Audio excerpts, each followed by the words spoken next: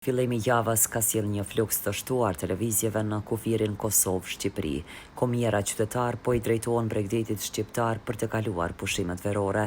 Pas së disa ditësh të kaluara në vendlindje, një numër i madh i mërgjimtarëve nga Kosova ka nisur udhëtimin drejt zonave turistike në Shqipëri.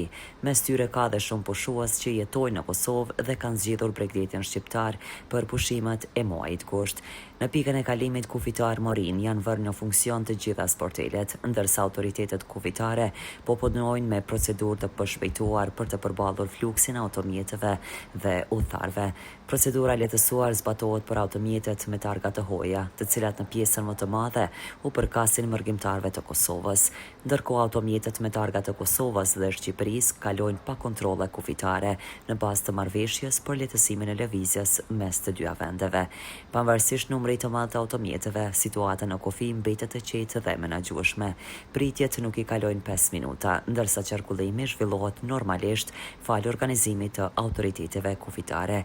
Fluksi ishte i pritshëm pasi që muaji gusht konsiderohet kulmi i sezonit turistik, kur qindra mërgjimtar të Kosovës që jetojnë në vende të ndryshme të Evropës kalojnë pushimet në Kosovë dhe Shqipëri. Vetëm gjatë 2 ditëve të para të muajit gusht, që përkuan me fundjavë, në Shqipëri hyn mbi 50.000 pushues nga Kosova, përfshirë dhe pjesëtar të diasporës.